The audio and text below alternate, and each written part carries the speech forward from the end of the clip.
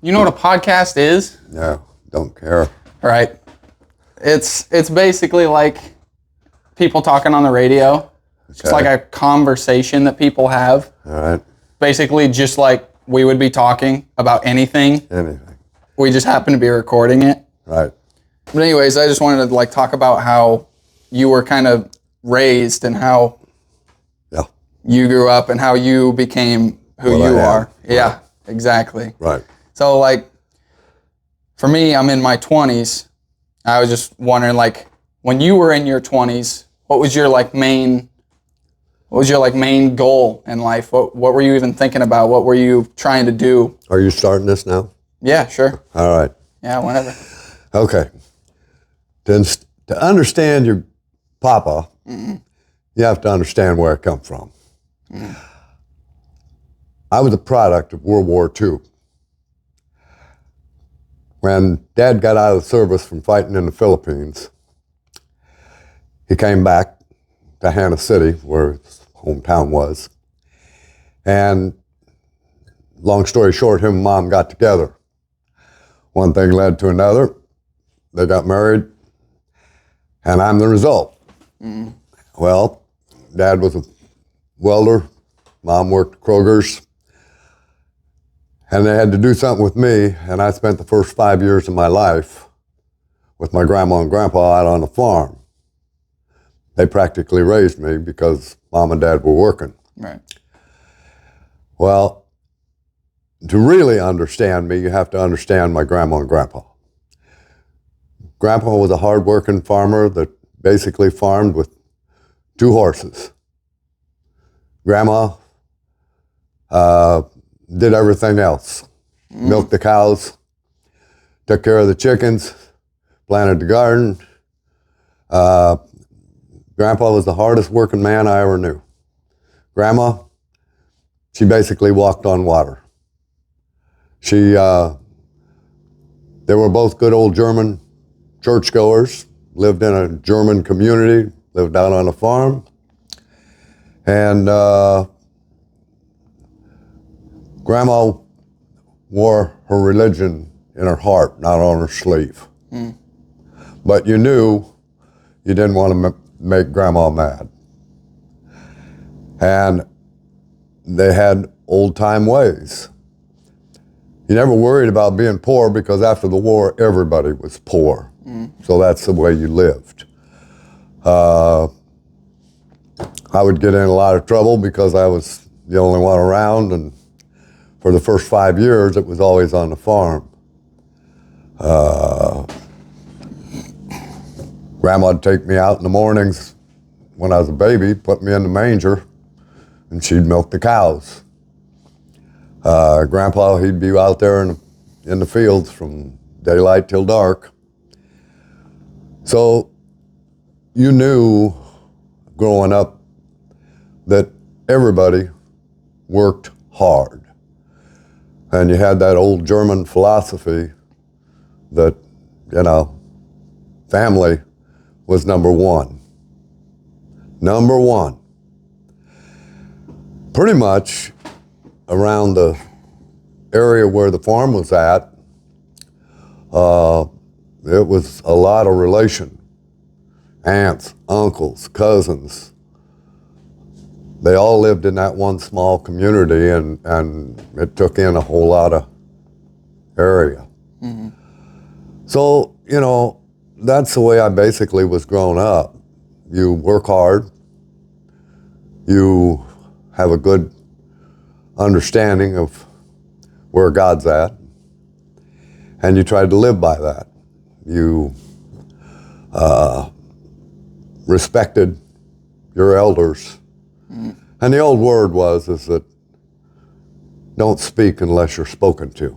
In other words, in today's society, people start yipping and yapping, but back in the day, if you was with your parents and they were talking to someone and you opened your mouth, you'd get a quick backhand. They weren't talking to you. They were having their own conversation. You just happened to be there. So that was life. But then when I turned 5, I had to go to grade school, and we lived out in the country, so Mom and Dad had to figure out a way to get me into a more civilized society where there was schools and that. So we ended up moving, and Dad ended up building a basement house, but it never got past the basement, so that's what we lived in, was the basement. And then it went on, growed up. When I was in the 6th grade, we had to move out in the country to another town, and that's when you realized that if you was going to do anything, you'd have to create it yourself, because there wasn't nowhere to go to. You didn't go to the grocery stores, you didn't go to the hardware stores, there was nothing. So you pretty much spent most of your time either growing gardens, mowing the grass, cutting the hedge, or getting the hell away and going to some strip mines that were around there to fish, and taking the BB guns down to the creek and shooting frogs and spiders, going out and eating wild strawberries, wild raspberries, acorns, wild onions, peaches, pears, anything you get your hands on, because if you had to go back to the house, you knew you was going to get to work again. So it was a good life, but it was a life that if you needed anything or had to repair anything, you better get creative, because there was no way to get anything taken care of. That's pretty much where I started learning to survive by being creative. The whole family, all the way to my dad's dad, were always very mechanically inclined. So it just kind of come with the nature. We lived out in the country, and I was lucky. I was pretty athletic. Pretty much played in every sport that the school had. Basketball, baseball, track. But in doing so, you lived out in the country, so you had to go to the high school or the grade school. You had to get away there. We didn't have no way of doing that. So mainly, like during high school, I'd just stay after school, because if I went home, I didn't have a way to get back. We were 5, 6, 7 miles from the high school, so you stayed in town. Well, now you had to eat. Well, they had a pool hall in the little town where the high school was at. It created two things. It created a place to stay warm, and it also ended up being a place you could make some money if you got good enough at it. Like I said, I was pretty athletic and coordinated, so it didn't take very long that the money I was spending to play pool got to the point where you were wagering on the games. Right. And from my freshman year to my senior year, I survived in the pool hall making money. That bought apples, sandwiches, lunch money.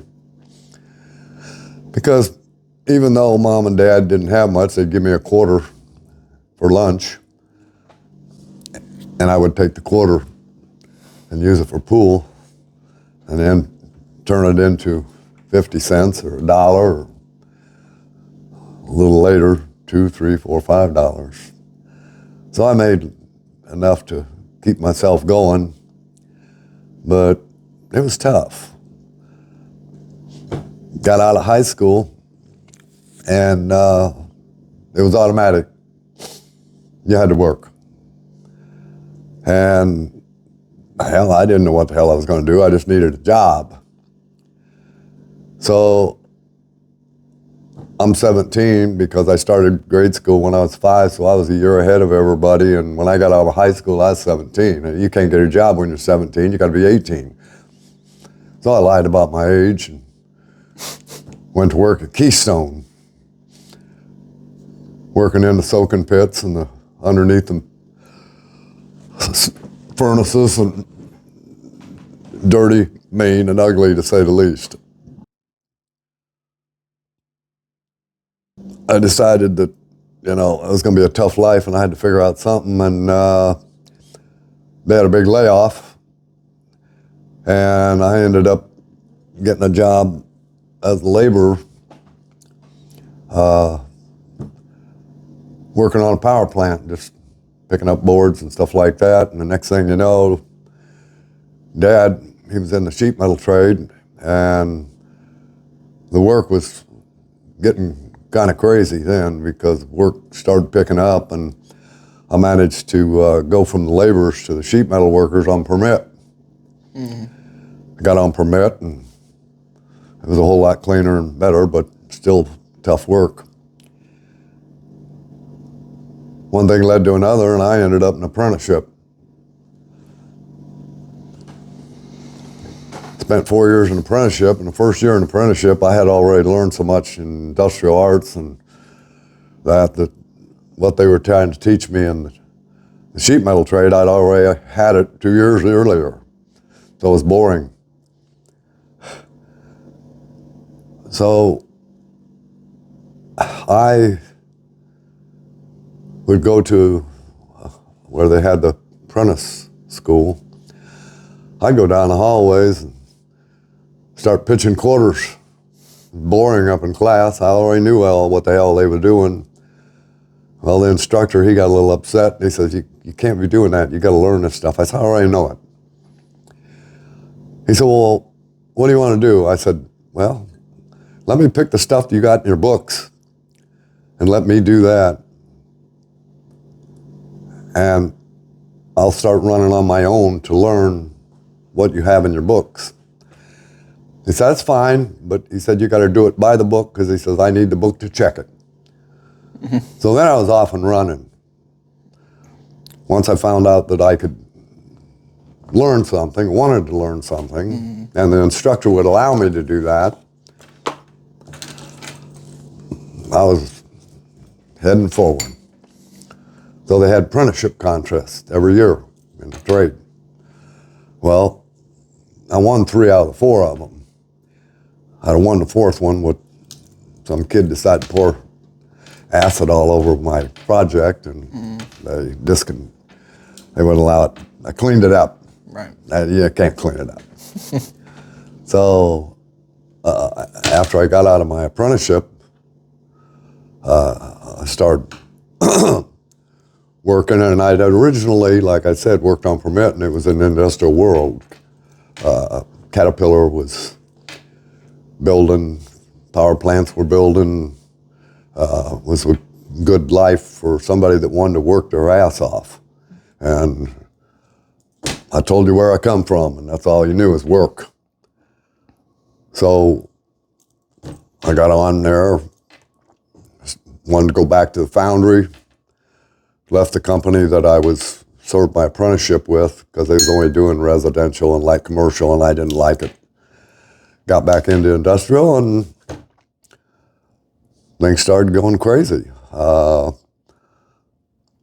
got back into a pretty good sized job with a bunch of big ductwork and big dust collectors and big equipment, and I got hired on with a guy that knew when I went through my apprenticeship, and he wanted me to come to work for him, and it was actually kind of funny because he was hiring right and left. I went in there as a journeyman the first week. The second week, I was a foreman. The third week, I was a general foreman, working right underneath the superintendent, and we had 50, 60 guys there. It was a little bit upsetting for the old guys that was in the trade because, here I am, 18, 4, 22. So I'm late in 22 years old, and I'm running 50, 60 men. They didn't like that. That 22-year-old kid don't know shit. But it worked out. And the next thing you know, that job was over with, and the company that I was working for,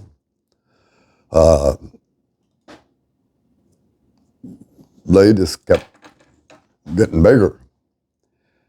And ended up, after that job was over with, I ended up being the superintendent, because the superintendent that was there left to go on another job, so I ended up taking over all of the foundry work. One thing led to another, and we were doing all the power plants, and siding, lagging, HVAC, all of it. And we had one particular job. I was real comfortable down at the foundry. I had it made. I knew what I was doing. They called me up and wanted me to look at the power plant. I said, whoa, wait a minute. I don't do power plants.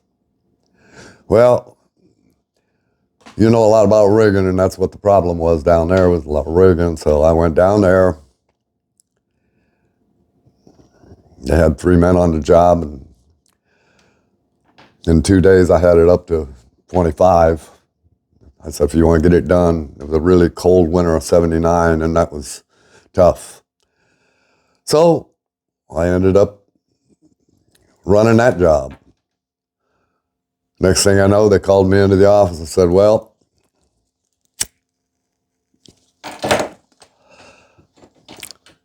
you are now taking care of the power plant and the foundry. I said, okay. Company was good. They was taking care of me. That went by for a year, and the next thing I knew, I got called in the office again, and they said, well, we didn't expect it to go like that, so now you're in charge of all the industrial work. Caterpillar, the foundries, the power plants. Well, I ended up running work in every power plant in the state. A lot of big work. I was aggressive, creative. You know, they was going to turn me loose. Here we go. And we not only got into the maintenance of the power plants, because I ended up having four maintenance contracts at the power plants, and I had the maintenance contract with Caterpillar, and you know, that was steady work. I started telling them we could do a lot of fabrication, and next thing you know, we're doing millions of pounds of fabrication of big Boilermaker work, and so we started supplying a lot. Ended up being one of the bigger fabrication contractors in the state. But it was tough. You had to keep your head on pretty solid. And I had other things, you know. I had chances to go overseas. I had chances to go out of the country. Why didn't you take them? Family. Remember what I told you before? Mm-hmm. Family. I had decided, let's go back to when I was 16 years old for a minute. I hunted and I fished, and when I wasn't fishing, I was hunting. I had to be outside. I wanted to live outdoors. That was where I got my sanity. But I was the oldest of 5 kids, and I was the oldest of 18 grandkids. And we would, when things go on, you're the oldest, you take care of it. You take care of all them 5 kids. If mom and dad takes off, when you'd have the big family get-togethers, you would be the oldest. They'd stick you in a bedroom. I got 18 cousins, and they went everywhere from 2 years below me to diapers. And at 10 years old, I'd probably have 18 kids in a bedroom, and half the time I was changing dirty diapers. Because some of them, at least 3 or 4 of them, were just young little babies. And back then, the diapers were cloth. He used pins to put them together, and I had more holes in my fingers than the kids had in their diapers. And cloth diapers are not fun to change. So anyway, back to 16. I go out and I'm doing a lot of squirrel hunting, rabbit hunting, stuff like that. But one day, I sat down there by a tree. I could take you to it. To this day, I could take you to that tree. At 16 years old, I sat there and I said, this is what I'm going to do. I'm going to get me a good job. I'm going to get married. I'm going to have kids. I'm going to own a house. And hopefully, when we're sitting here, I managed to pull it off. Okay? So when you ask me what was my mindset and what was I thinking about when I was growing up, it started when I was 16 years old.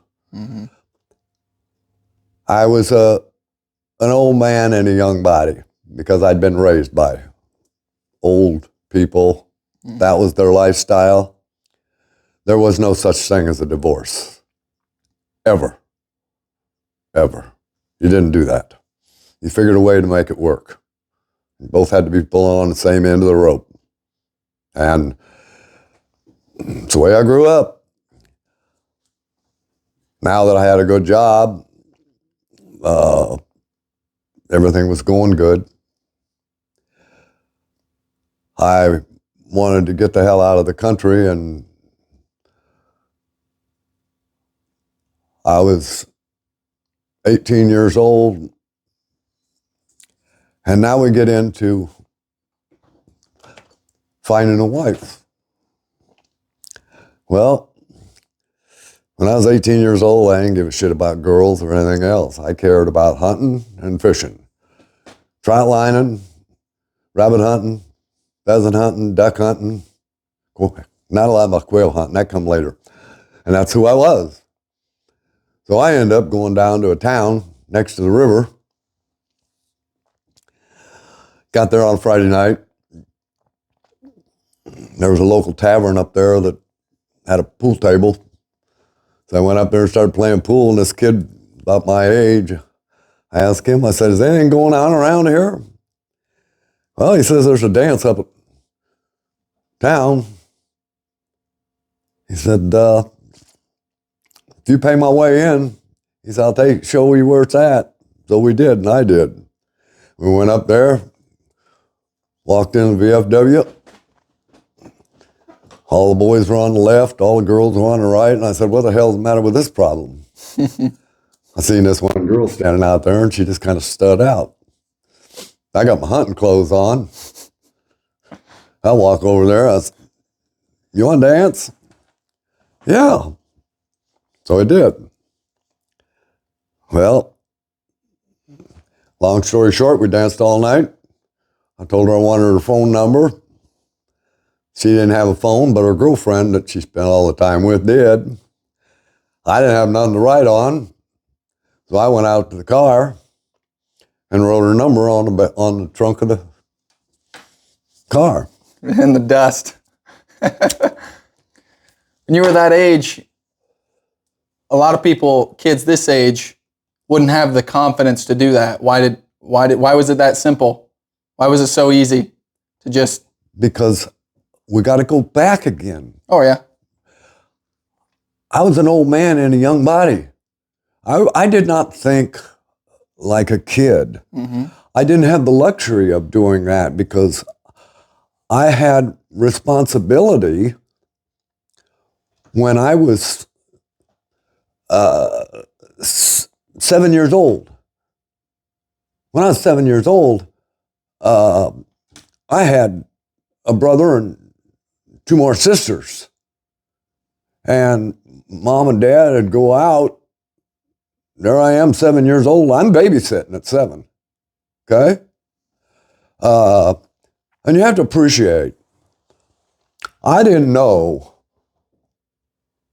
what running water was in a house until I was 12. I didn't know what an indoor toilet was until I was 12. It was an outdoor shit house, and you made a 100-yard dash to get there. And it didn't make a damn what the temperature was out. Running water was a well. You got outside the house and started pumping. As far as heat in the house, that was a pot-bellied stove, burning coal and wood. It's tough. You wonder how I had that mindset? It don't take much. You grow up quick. You get tough quick. But you were raised from the time you were born the same way I just told you out on the farm, because the farm was the same way. You pumped water. You went to an outdoor shed house. You burned coal in the potbellies. You got up at 5 o'clock in the morning and you went to bed at 8 o'clock at night. It was dark when you got up and it was dark when you got to bed. There was no sense staying up past 8 o'clock because you had farm work to do, or there was no games, there was no phone, you know, sure as hell no internet, you know, different life, tougher life. When you were that young and in that rough situation, were you ever worried about how it was going to turn out? I remember you said you were 16, talking about how you said this is what's going to happen. This is what you wanted to happen. Yeah. Family, house, job. Were you worried that it wasn't going to work that way? No. Why? Mindset. Mindset. Never even entered my mind. It was just a case of how long is it going to take me to do it, and how am I going to make it happen? And I knew I could survive. I knew that. I would find something. And no, my mindset is not that way. My mindset don't work like that. Impossible just takes a little longer. You know, that's the bottom line. From where I come from, though, it took me 40 years to get there. It wasn't all bad because I was getting there, but it was not a 100-yard dash. It was a cross-country run. And that was probably the hardest part, was I wanted to go faster than I could. That all boils down to money. You know, I can't do this until I'm able to get enough money to do that. But an old banker told me when I was in my apprenticeship and was doing a bank job, he said two things. He said, don't ever stay in a job that you don't like, because if you don't like it, you're the only one that can change it. Okay. The other thing he told me was, he says, keep yourself in debt as far as you can get to keep moving forward. He said, you're going to pay a lot of interest over the period of time to get there, but if you keep yourself in debt, you'll keep yourself motivated. And I didn't have, so that's what I did. I didn't have a hell of a lot in the bank, but I started getting security, liquid assets. Stuff that you would invest in if you had a chance to do it. And then if shit hit the fan, you had something to back up on besides money. You know, there's money and then there's liquid assets.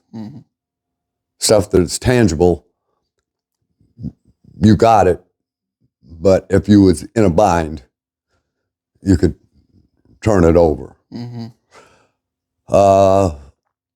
And very disciplined. very disciplined, very hard-headed. That come from the old Germans. Hard-headed, never say stop, never say fail, never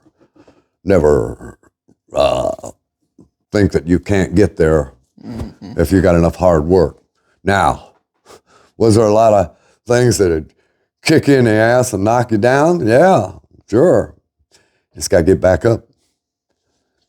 And, you know, I told you it's family. Well, family went beyond that to some degree, because when I started getting older, me and Edie got married and we moved here, and I told you I was pretty athletic, and the kids were playing in sports, and I opened my mouth one day and said something about how the baseball and softball program could be a hell of a lot better than it was. And the park district director looked at me and he said, well, if you think you can do a better job, jump in. Now, it's just like everything else. Second place is the first loser. Okay? And I sure as hell didn't like to lose. And we didn't. Took a lot of work, just like the rest of the work that I did. But if I was going to do it, we were going to get good at it. And we did. And I did that for 25 years, along with building a house and running 50 men down at the foundry and power plants and back to work. The owners of the company, they would just look at me and laugh and say, well, let's just see how many balls you can juggle. And I just kept juggling them. And between the work, the sports, the hunting, the fishing, but I was home every night. Every night. Because it was family. And that's the way it was. Had many opportunities to make a lot more money and be gone a lot more of the time. But you only go around one time. And for me, family was number one. And I wanted to see my kids. I wanted to see my wife. I wanted to sit here at this table and eat a meal in the evening. And I didn't have to go up to McDonald's or the local hamburger shop. I grew up on old-time German food, and we still eat at the table every night. Yeah. Is there something that you once believed that now later in life you don't believe in anymore? You don't agree with it anymore? Well, the country itself is probably what's the most frustrating, because in such a hurry to get ahead after the war, we were very creative during the war. I mean, it was very creative, very hardworking, because the people back then were the same, hardworking. And we lost a lot of that work ethic. We lost a lot of that find a way to get things done on your own, to the point of not having the government take care of your ass. I'm 77 years old. I have never, in all those years, I have never drawn $1 of unemployment. I have not taken $1 of assistance. And I can sit here and say that I don't owe this country one goddamn cent. When we were paying in Social Security, at one time you had a cap. All those years, I always paid the cap off, say by September. Now, with the damn situation they got with the Social Security and the assistance, you can't never pay it off because they charge you all year long. Where in the hell's all the money? I know, but I'm not going to talk about it here because, you know, I'm not going to go there. I got some serious opinions about all of it. And it's tough. I could have made it a hell of a lot easier on myself in retirement if I would have done some things different in my work throughout the years. But I decided that this is what I wanted to be. This is what I wanted to do. I wanted family. I wanted to be able to go fishing. I wanted to be able to go hunting. I lived out in the woods all my life. I was nothing but a river rat. You know, I spent every free moment either on the river hunting or on the river fishing or back in the backwaters. And, you know, that's the way I am. I can sit here right now and say, I am not sorry for a single thing that I've done my whole life. I would not change a single thing that I've done my whole life. Even with your rough childhood. Made me who I am. Right. The toughness makes you who you are. If you got it easy, then if it does get tough, you're not going to know how the hell to survive. You always had it easy. Right. You know, I know this much. If the shit hit the fan, and let's say we had to go back for whatever reason to say like maybe the 1920s. You can't go up and get a hamburger. You can't go to the grocery store. You got a house, it's got a furnace in it. You got no gas. You got a stove, can't get it on. What are you gonna do? You can bet your ass. I know what I'm gonna do. I'm gonna survive, period. Half this damn country would be dead if they had to live on their own. They couldn't do it. Shit, they probably couldn't even know how to make a fire. You know, they couldn't survive. You get into the winter, that's when it's over. You know, they can live in the summer, not the winter. If you ain't got it figured out by the time the winter comes, they'll be dead. Yeah. You know. So I, you know, because of the life I lived, I'm not worried about that kind of shit either. Just not worried about it. I'll deal with it. Might not be 20 no more, but I can still deal with it. That's what I was about to get into. So most people your age just naturally slow down a lot.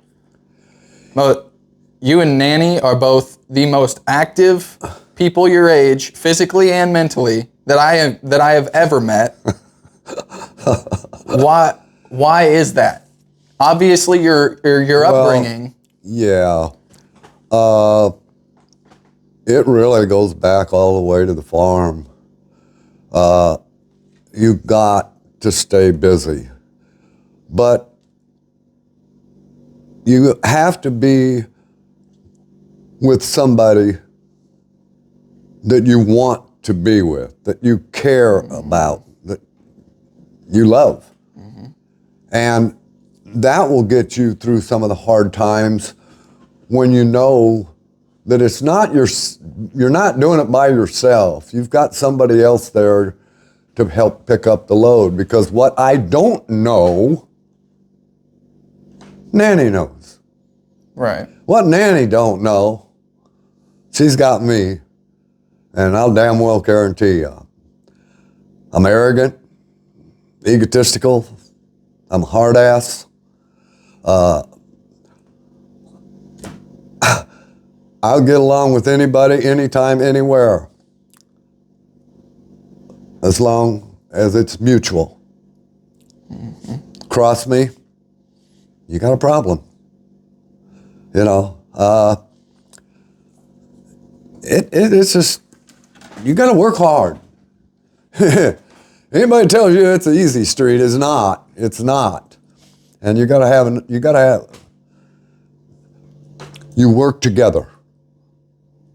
But because of the way Nanny is and her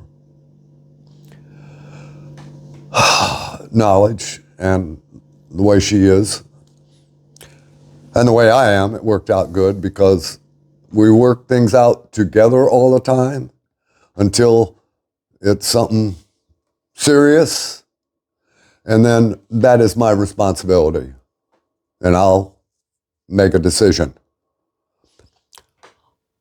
Even when we were younger and married, I told Edie, I don't care if you have a job, but you'll see the kids are going to school in the morning, and you'll be there when the kids get off at school at night. Mm.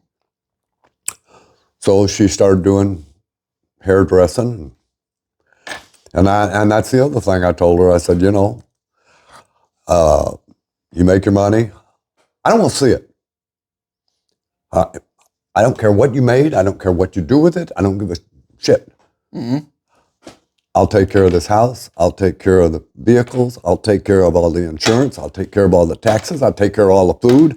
I'll take care of every goddamn thing that needs to be taken care of to keep this house running. What you do with your money is yours. I don't ever want to see it. And in all the time she done her hairdressing, and in all the time she worked at Penny's, I never saw $1.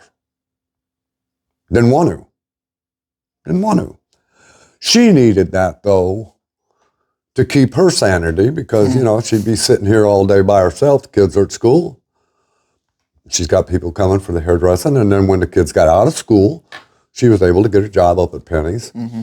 And the only thing she said is, the day you retire, so am I. You know. Like I said, we could have had a lot more money if we'd have done other things, but I never saw a Brinks truck in a funeral procession. You can't take it with you. And as long as I can get by, have a warm house, have my kids to where I can see them all the time, hey, that's good enough for me. Mm. The way it is. Yeah. When I came over a couple years ago and told you that I was quitting working with sheet metal, mm-hmm. You didn't really seem surprised. You kind of just, you didn't react. Well, I guess it was both ways. Surprised and not surprised. Surprised from the standpoint that you were sitting in a situation that you could have had a really good life in the trade. I mean, my dad retired out at it. I retired out at it. Rod's about ready to retire out at it. Melvin retired out at it. And, you know, I'll go back to telling you, I never had $1 off the government, ever. So it would have gave you a really good job. Mm-hmm. You could work at it here, or you could work at it out in Arizona. You work it out in California. You could work at it in New York, and all you have to do is walk in the door. Mm-hmm. Pretty lucrative job where no matter where you go in the United States or even in the country, the world, mm-hmm. you could get a job. It would be waiting for you. So in that respect, yeah, I was surprised. Not being surprised was that you have a different mindset because of how, when, and where you were raised. You didn't have a pot-bellied stove. You didn't have an outdoor shit house. You didn't have to go out to the well to pump it to get water. So from me having that life to where I got this life, to say it's a little different would be, put it mildly. How and where and when you grew up, you didn't have to worry about any of that. And you had the ability to have it more comfortable. At the same time, you were able to learn a lot of different things and see a lot of different things because of the computer world and the faster paced world and the I would say the addition of a lot of different kinds of jobs that are out there now that weren't out there when I grew up. High school was reading, writing, and arithmetic. That was it. Work was a foundry, construction, or farming. Those were the three jobs. You know, construction, going to, I say foundry, but any kind of a fabrication type company. You know, go to work for them, Keystone, Caterpillar, General Motors, and, you know, 8 hours a day, 5 days a week, 50 weeks a year. It's where a lot of people went. Mm-hmm. Or construction, or farming. Now, there's so many different avenues that, you know, you can get into, but you've got to be determined, deliberate, and the one thing you got to take from what I had way back when, you got to be hard-nosed, disciplined. That is universal. You want to get ahead, you got to, I'll tell you, you got to be dedicated. Mm-hmm. And so that's why I wasn't surprised.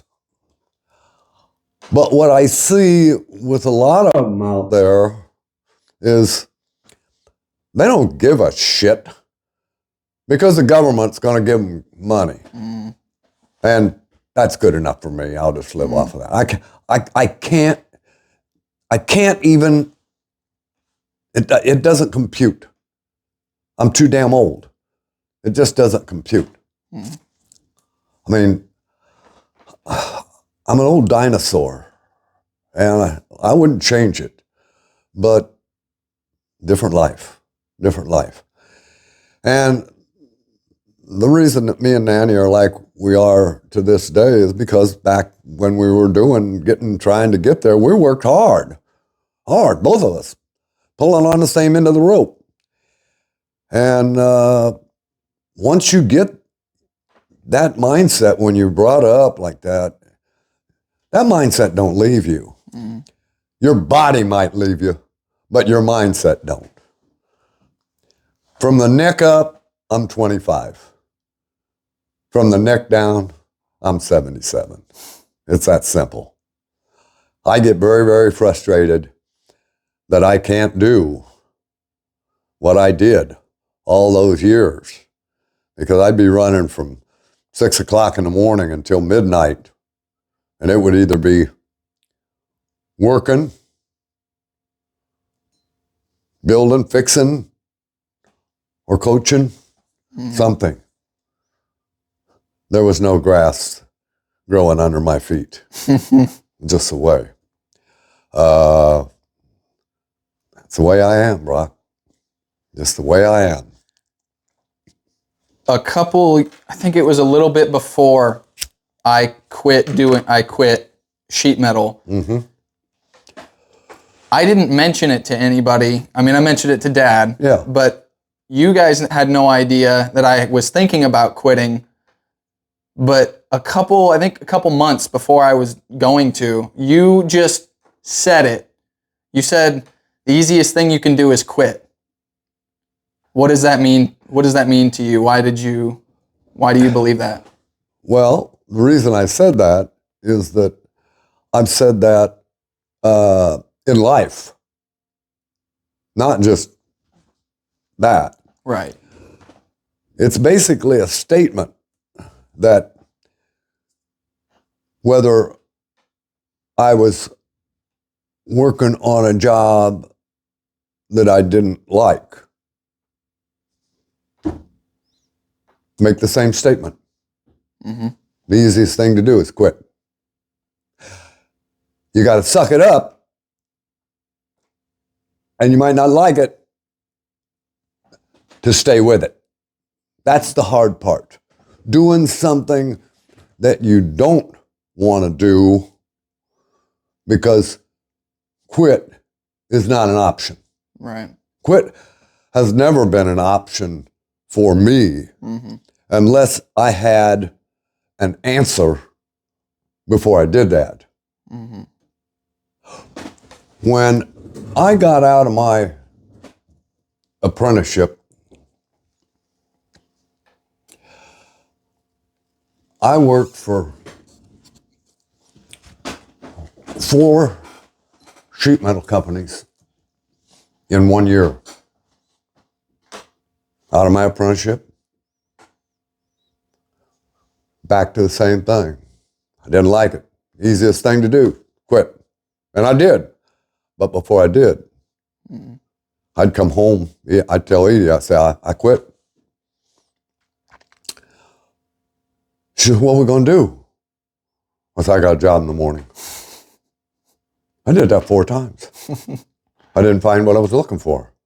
But then I ended up working for a great big outfit out of Texas, down at a big insurance building, 8 stories, and they were out of town, big outfit.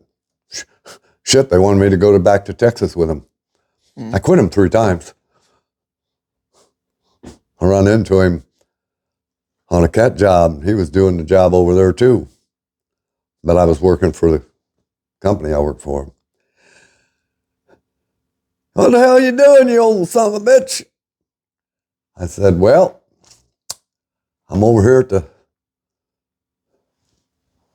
cat plant.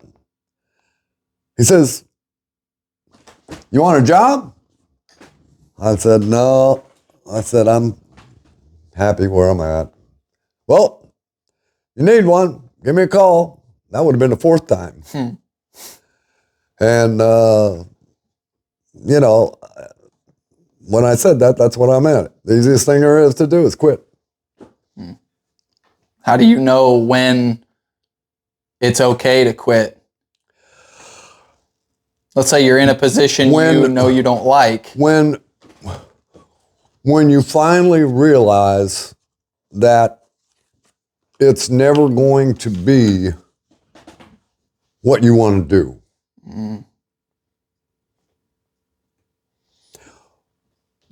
When I was working at Keystone, and they had the big layoff, that's, pretty much a shock. One day I'm working, the next day I'm laid off. Well, I didn't go sign up for unemployment. Bullshit, I've never drawn unemployment. That's when I started looking into construction, labor.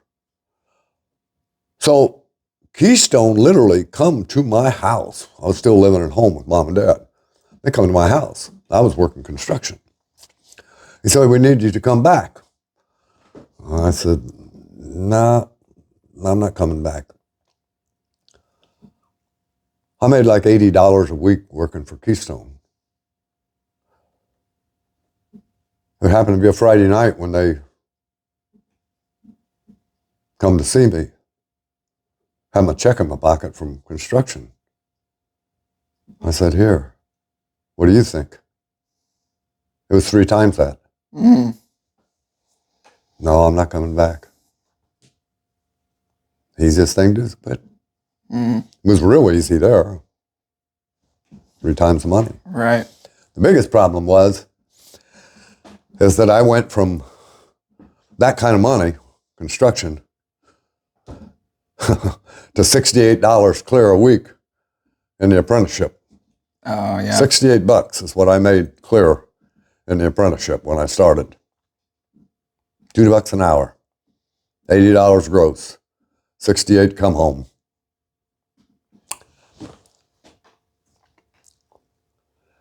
That's when you find out how tough you are. Because I was married. Oh, wow. 68 a week. What is the smartest decision you made that looked crazy at the time? Smartest decision I made that looked crazy at the time. Boy.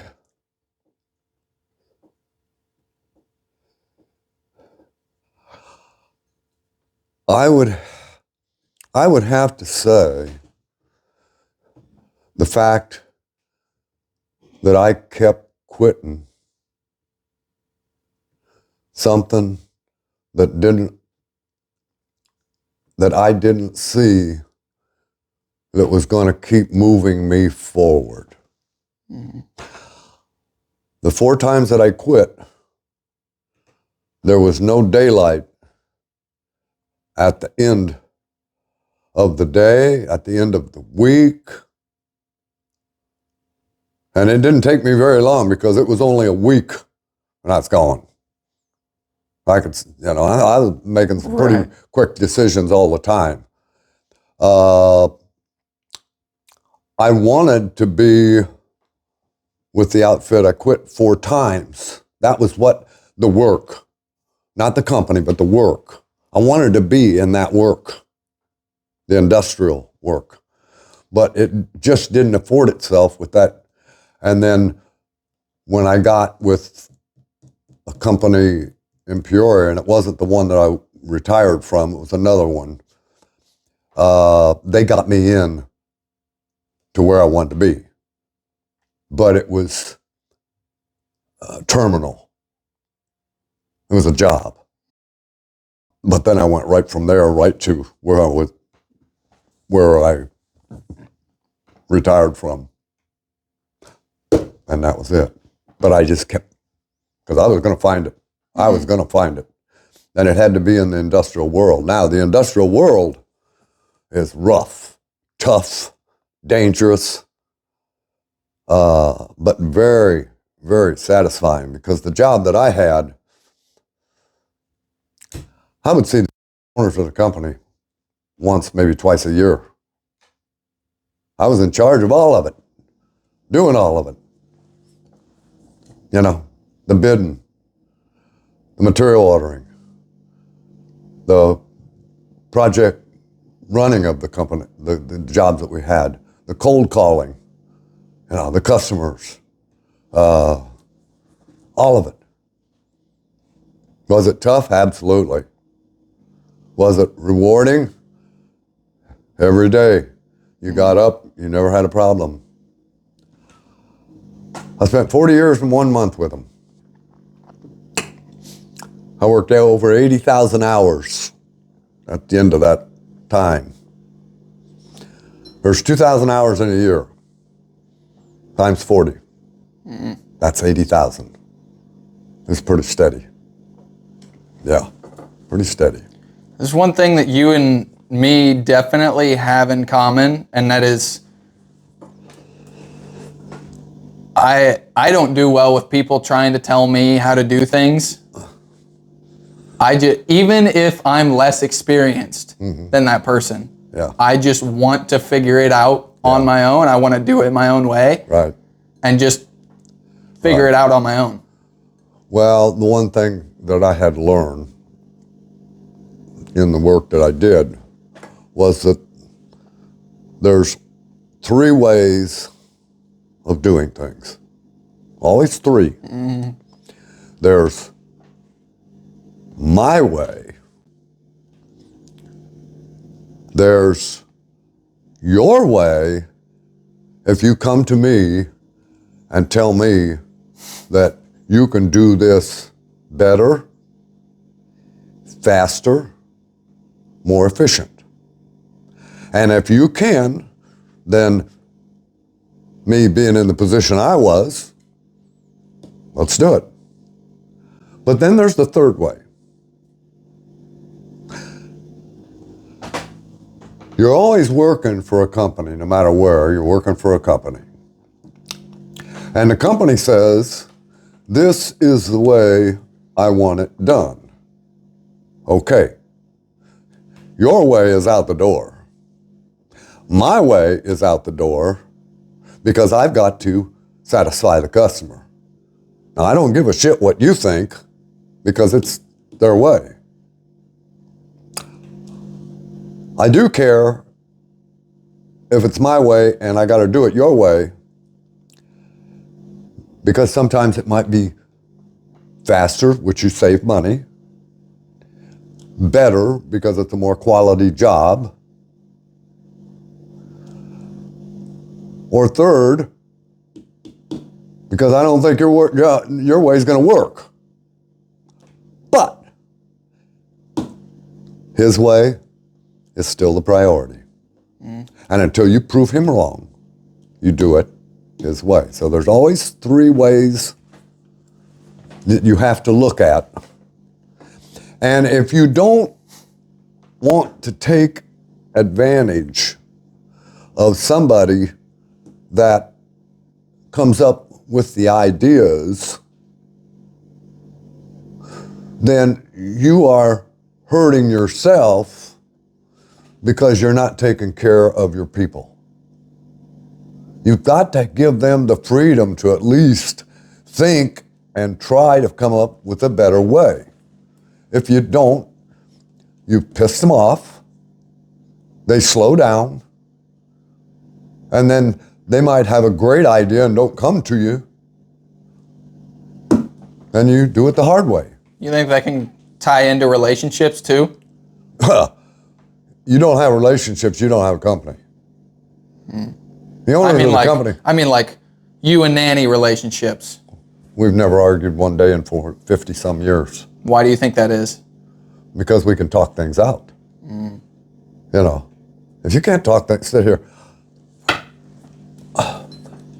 No, you've got to be able to talk to each other. You got to, and you got to respect them enough to let them have their opinions, even if they're wrong, because if you just simply shut them down, then you've caused more than just, I mean, we're talking, you know, man and wife now. We're not talking boss and worker. There's a big difference, you know. I don't give a shit. As a worker, I don't give a shit if you don't like the way I'm telling you to do it. This is the way we're going to do it. With me and Nanny, no. The difference is that if Nanny's right and I'm wrong, okay, I'll listen. If you're right, I'll do it. If you're wrong, then I'm going to tell you, and this is the way we're going to do it. Simple. But you got to have a two-way street all the time when you're married. Right. When you got a job and you're the boss, then you got to make people understand. I told them when I was 21 and 22, when I was doing the job down there, and I had all these guys working for me, I always told them, you know, if I got to tell you the boss, then I ain't the boss. No. If I'm the boss, you'll know it. You'll know it. Even if I have to embarrass you to prove it. Yeah. Now we're back to me being a prick, smart ass. Yeah. I never did lack confidence, ever. It's the only way I was going to survive. If you're not confident in yourself, you sure as hell can't project that confidence to anybody else. When I walked in on a cold call with a customer, big power plants or something like that, I've got one shot at convincing them that I know what I'm talking about, that I've already been there and done that, and that if you hire me, I'm going to take care of your ass. I'm going to save you money, and I'm going to get the job done ahead of time, and you're going to be satisfied with it. And that's the way I run my jobs for 40 years. I had T&M maintenance contracts with 4 companies for 30 years. Time and material. The easiest job there is to lose is a cost plus job because somebody always gets pissed.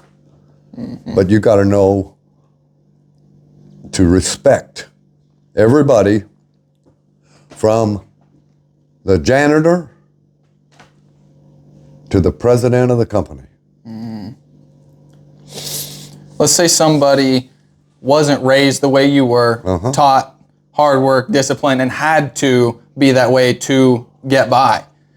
And they don't have the experience in what they're doing to actually feel that confident and have the knowledge to be confident. How would you tell somebody to work on it and get that confidence so that they could come across as confident and mean it?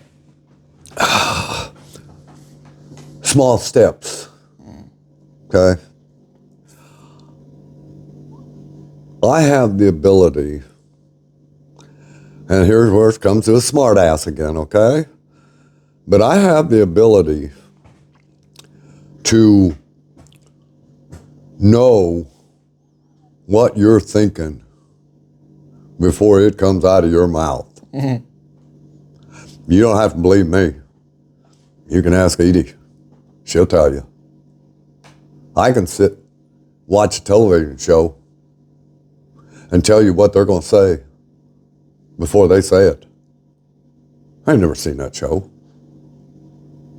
Blows Edie's mind. I'll sit there, be a show going on, I say, they haven't opened their mouth yet, I'll say it. Of course, we've got closed captioning, and it's right down there at the bottom. She'll just look at me and shake her head. I said, Edie, that's what I done. That's what I done for 40 years. Yeah. Even with your childhood and having to survive, not even just having to you literally were surviving every day. Right. You still say you wouldn't change anything. Nothing. Absolutely nothing. I had one pair of shoes to last me for a whole damn year. I better make sure they was good. I had, when they bought me blue jeans, they'd buy me 2 pair of blue jeans for school when it started, and they'd buy the goddamn things 12 inches longer than what they were for me to wear, because we used the other 12 inches for patches, okay? You had one coat. Your gloves were worn out socks. Yeah. So you would still, I've heard you say plenty of times, you've had a good life. I have. Wouldn't trade it. What does a good life mean to you? What determines a good life? Family. A warm house. Going to the refrigerator and being able to get something to eat anytime you want it. Okay? Knowing that if the shit hit the fan, that you wouldn't be out on the street trying to figure out where in the hell you're going to sleep at night. A lot of people would say that's very simple. It is. It is. It's very simple. I feel like a lot of people now have a very high standard for what a good life is. They don't know what a good life is. Because most all the people are so self-centered, worrying about themselves, that if something ever did happen, they're not going to know how to survive. It's that simple. I mean,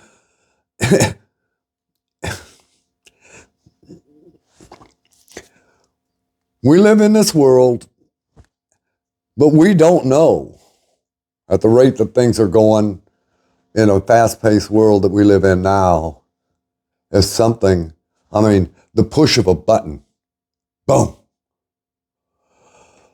The power grid goes down.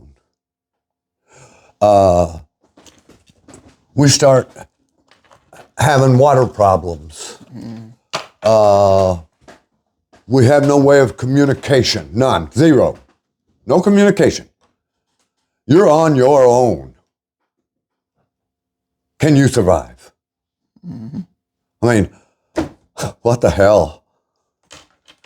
Mobile phones. We're sitting here with computers doing this shit right now. Right. They got a wash machine there that tells me when the damn thing's done because it opens its own door. I mean, I can go on and on. I don't need any of that shit. Right. And as long as I got a gun and a fishing pole, I'll survive.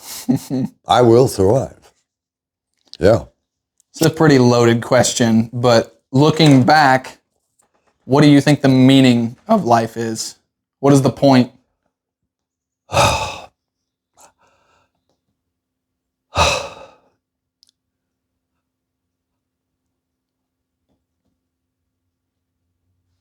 I think that we're all put on this life simply to propagate.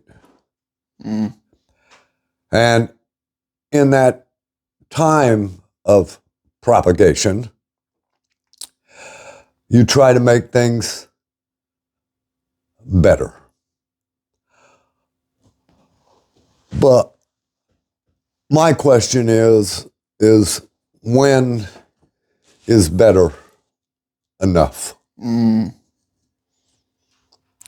Because I'm also a firm believer that if you improve on something long enough, you're going to fuck it up. Okay? Absolutely. And it's just that simple.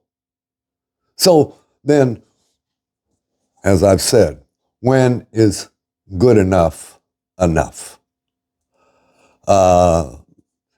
Yes, I had a lot of motivation. And my grandma and grandpa might look at me and say, why did you need to do all that? So it could come back on me too, you know. So if they were saying that to me, and I'm saying that, you know, to you right now, so what's that mean? Right. I know what it means to me, but I don't know, you know, in the future what that might mean. There's people out there talking about doomsday and, you know, we're going to blow the country up and we ain't going to have to worry about blowing the country up because the universe itself is going to explode and you know, I don't want to go there. Hell, I ain't going to live that long to the point where I'm going to have to worry about that shit.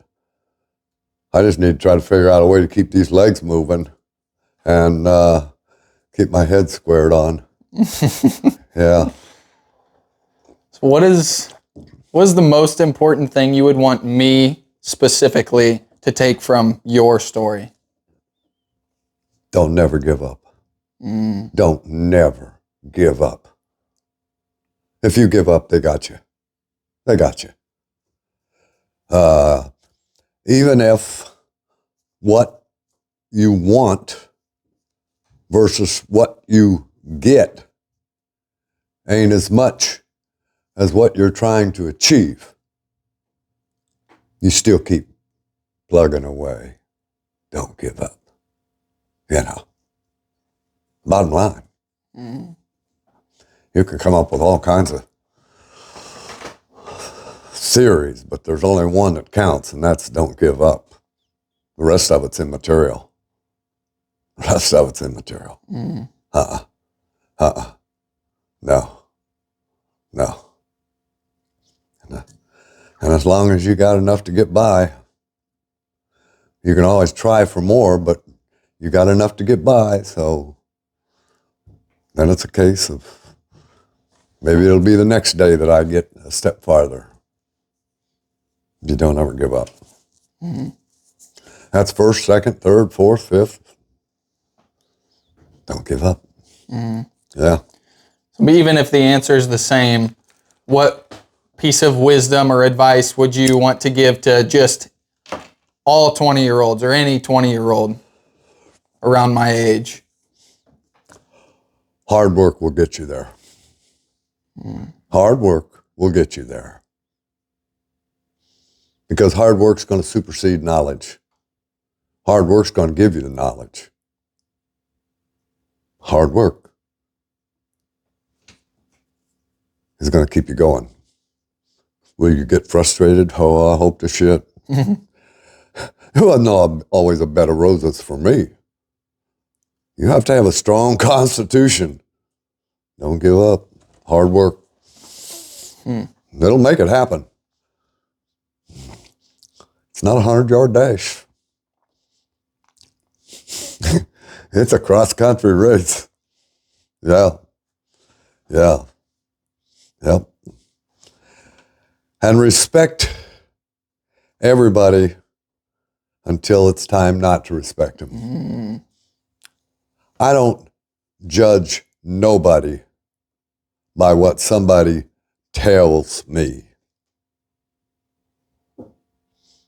Because half the time when them people are making statements, they have a prejudice that's going to go one way or another.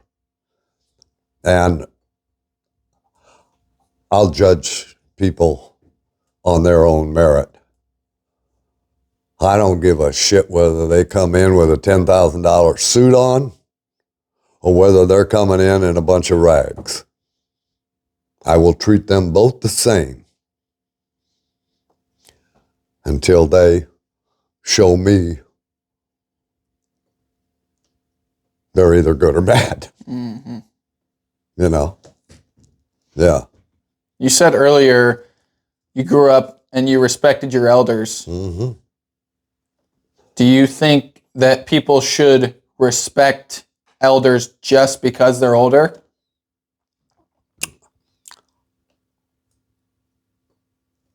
I think that the broad answer to that is yes. The more pointed answer would be, I respect you, but you need to try to be better. Mm. And say it in such a way as that they understand that you're trying to help them, even if they're not to be a person that a lot of people would say, there ain't no way I give him any respect. If they're your elders, they're your blood. We're back to family again, okay? We always go back to family. I've had, relation over the years that I didn't like what they was doing, and, you have conversations about this or that, but you never wrote them off. It would be a case pretty much, I don't like what you're doing, and, you could do better if you do this or that, but I'm not going to, No. Family. Still goes back to blood. Yeah. Yeah. That's just interesting. I feel like a lot of people would not have the same perspective. Let's say if even the people in your family are treating you a certain way, or your upbringing was rough, and they would just throw it away. They would make choices that kind of lead them down a different path. Right.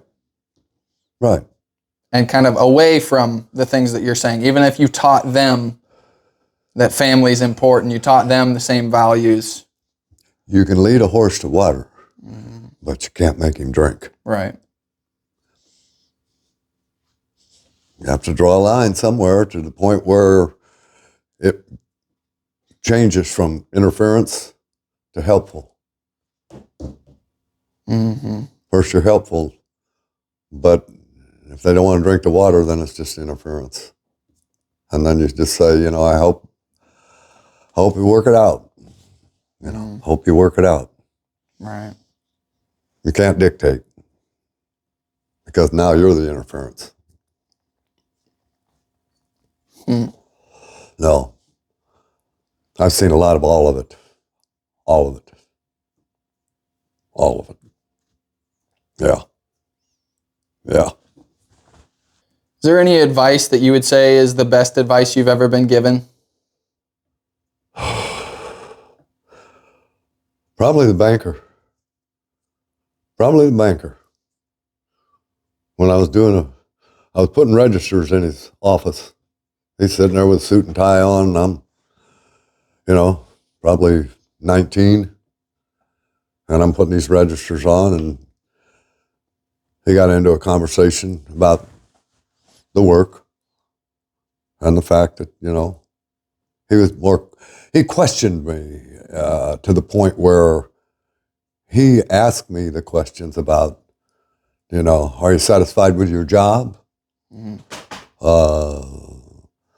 You're a young guy and you seem like you're enthusiastic about what you're doing, and are you married? Are you trying to get ahead? And, he was asking questions, and those questions basically related to what I was doing, where I was at, what I was trying to accomplish.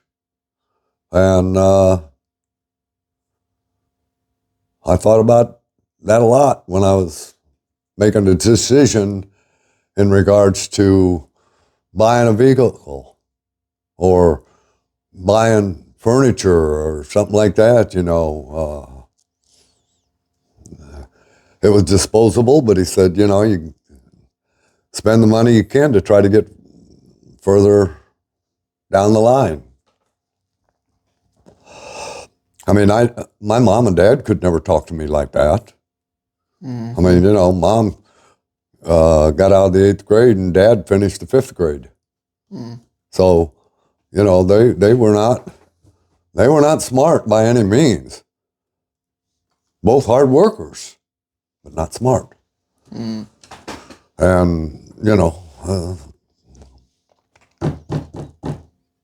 made up my mind that I was going to do more. I mean, they did it because they had to do what they did. They were forced into, my dad quit working in the 5th grade because he had to help farm, raise kids. He had 13 brothers and sisters, And that's why they had so many kids back then, is because they needed all those kids to help survive. Big families were normal, I mean, mom and dad had 5. One of mom's brother had 6. The other one had 7. 18. What's that for him? Yeah. One last thing I wanted to ask you. If you could go back and tell the 20-year-old you anything, what would you tell him? The 20-year-olds back when I was 20-year-old had pretty much the same mindset. Because you got to remember, all those kids that are 20 years old that you're talking about, me and a bunch of 20-year-olds. I'm talking about you as a 20-year-old. Right, me as a 20-year-old. Yeah. And the 20-year-olds that are the same age as I am, standing all together, they all grew up right after World War II. Everybody during that time didn't have a pot to piss in or a window to throw it out of. And they all knew that they were going to have to work their ass off. And that's what we did. And that's why they say the greatest group that ever lived was the group that lived during and after the war. They're hard. That's what made us what we are. All that hard work from my parents to the kids that they had and raised. That's where all the big production come from. And then the biggest fault of my generation was that they wanted to make it better for their kids than what they had it, because they all grew up with nothing. And that's dangerous. When you start giving, and they don't have to work for it, they don't have to suffer for it, then it makes them less apt to work so hard. Your dad knows what it's like to work because he got it drilled into him. And there was a reason for that. I told them both, you don't have to love me as you're growing up, but goddamn, you will respect me. And then when you're 20, you can decide whether I was right or wrong. When you're old enough to decide whether I was right or wrong, you're not going to judge me at 5, 6, 7, 8, 9, 10, 11, 12. You know what I'm saying? No, you ain't ready for that. But here's what you will do, and I will get you ready for that. This is what you're going to do. I was hard on them. You know. Biggest problem is trying to raise a girl versus raising a boy. Boys, you just smack them upside the backside of the head and say, get your shit together. With a girl, it ain't like that. It just ain't like that. Boys will break every goddamn thing that you've got. Doesn't make a shit what it is. They'll break it when they're growing up. They'll break it. Girls, they just break your heart. They're different. All you got to do is watch television and see what's going on. You'll see it's the same thing. I've always told Rod the best thing he ever had was that he had 2 boys. Yeah. And I love them both. I love them both the same. But I love them different. Right. It's just different. Yeah. Yeah. I love it.